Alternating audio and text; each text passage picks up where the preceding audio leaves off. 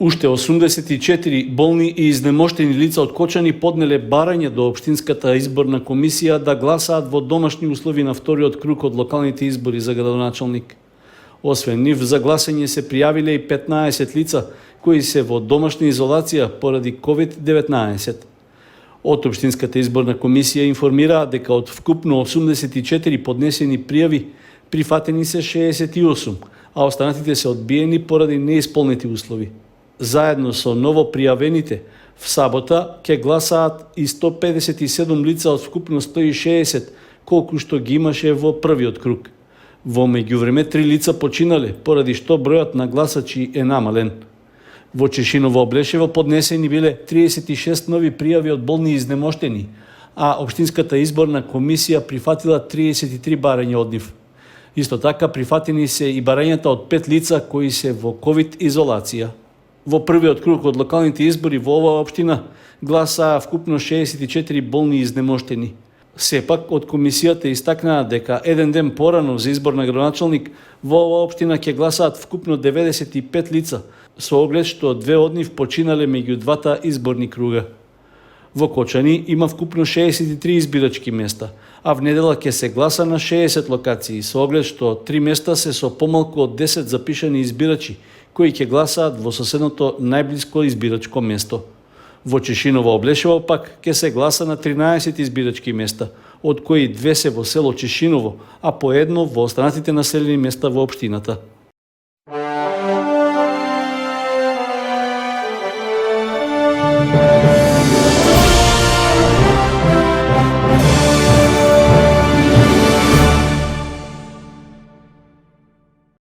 Членот на извршниот комитет на ВМРО ДПМН Антонио Милошовски беше во предизборна посета на Кочани. При тоа одржа пресконференција, од која упати повик до граѓаните в недела на вториот круг од локалните избори да му ја дадат поддршката на кандидатот за градоначалник Љупчо Папазов.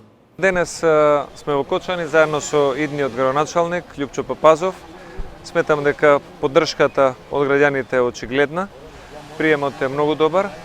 Првиот изборен круг покажа дека народот сака промени и сметам дека како што се случи во Скопје, во Штип, во Велес, така и во Кочани, вториот изборен круг ќе имаме промени. Затоа што изборот е дали луѓето ќе гласаат за еден перспективен градоначалник како Љупчо Папазов или за еден пропаднат политичар како Зоран Заев. Сметаме дека Папазов ги знае и проблемите и решенијата на градот за подобар услов за живот во Кочани, додека Заев се интересира само за тендери, за марихуана и стана најбогатиот премиер на најсиромашната за жал земја во Европа. Затоа на 31 кочанчани нека бидат заедно со победниците да прославиме заеднички и од 1 ноември да се фатиме за работа, затоа што не очекуваат многу важни проекти кои што треба да ги спроведеме на локално ниво, а после паѓањето на владата и на централно ниво.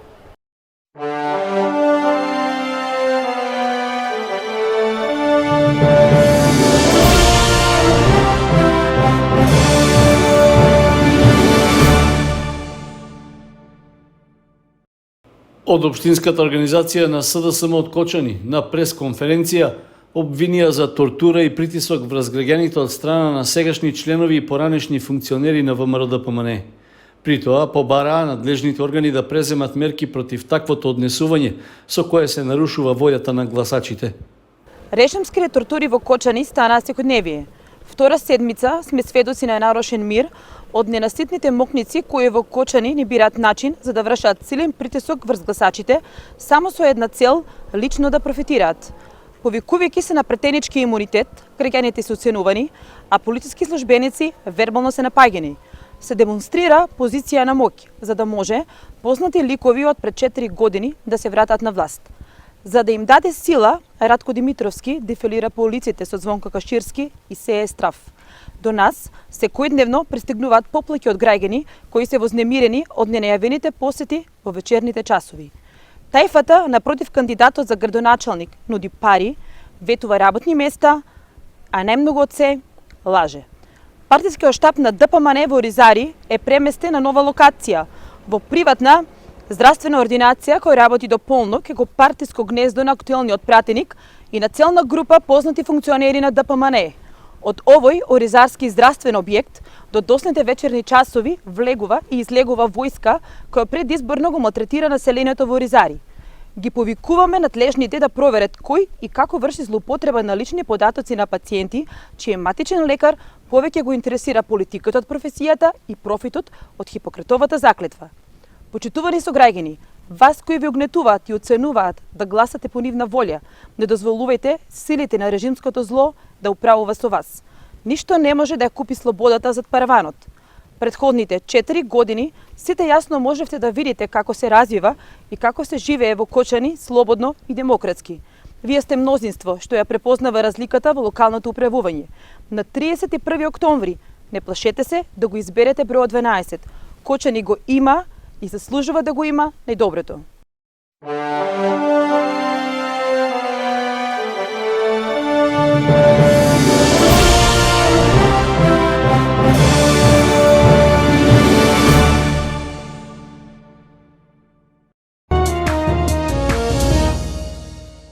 Заврши изградбата на тротоарот што го поврзува Кочани со влезот на селото Бели.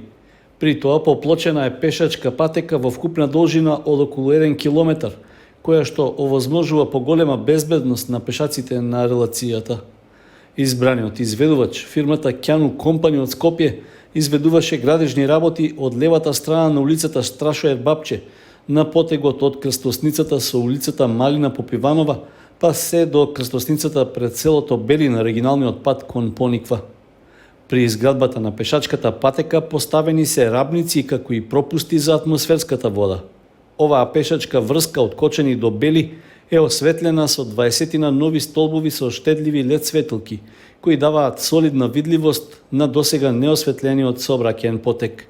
Од општината истакнуваат дека проектот за изградба на тротоар е дел од заложбите за рамномерен локален развој, како и за поврзување на населените места со административниот центар, со патна инфраструктура за сите учесници во сообраќајот. Со тоа се потврдува настојчивоста за подобрување на условите за живот и во градот и во населените места. Уредениот и осветлен тротоар ќе биде пријатна релација за рекреативците. Во 2020 година општина Кочани изгради тротоарска врска долга 3,5 километри меѓу селата Мојанци, Горни и Долни Подлог, при што беше поставено и јавно осветлување. За реализација на проектот за современо тротоарско поврзување на градот со селото Бели, општина Кочани издвои 4 милиони денари од сопствениот буџет.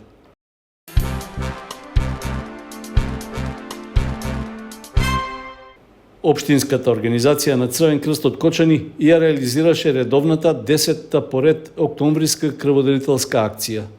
Одзивот на доброволните крводарители е одличен, со што продолжува исполнувањето на годишниот план за крводарување. Акцијата се реализираше во просториите на Црвениот крст, а во соработка со Институтот за трансфузиона медицина од Штип. Акцијата денеска започна во 8:30 и ќе трае до 14 часот и секако се организира во соработка со Институтот за трансфузиона медицина од Штип. До сега дарувани се 16 крвни единици, така да очекуваме до крајот на акцијата да имаме околу 20 дена на 20 крвни единици. Со ова сакам да изразам голема благодарност на сите дарители што дојдоа денеска и ја посете зема учество во оваа крводарителска акција, дарува крв и секако ги поканувам и сите крводарители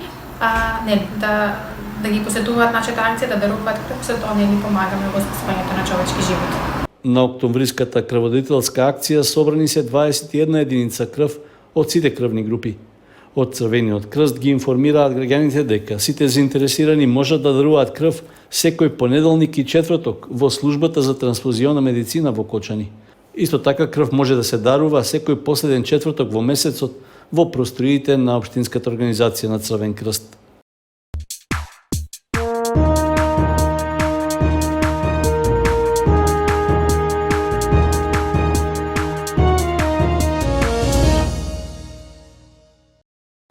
Членовите и раководството на джудо клубот Гладиатор од Кочани го одбележаа 28 октомври, светскиот ден на джудото. Преку презентација и демонстрација на техниките на оваа благородна вештина, кочанските джудисти се придружуваат на своите колеги од целиот свет, кои го слават роденденот на Джигоро Кано, таткото на джудото. Мотото со кое годинава Светската, а и Македонската джудо федерација го одбележуваат јубилеот е солидарност. Кочанскиот джудо клуб, иако активно почна со работа пред околу 6 години, сепак е еден од најактивните во државата, а во изминатите години бележи постојан подем. Нашите млади джудисти постигнаа солидни успеси на надпреварувањата на домашно и на меѓународно ниво. При тоа освоија поголем број медали, меѓу кои и десетина златни на меѓународни турнири што се одржаа во Словачка, Полска, Босна и Херцеговина и во другите соседни држави.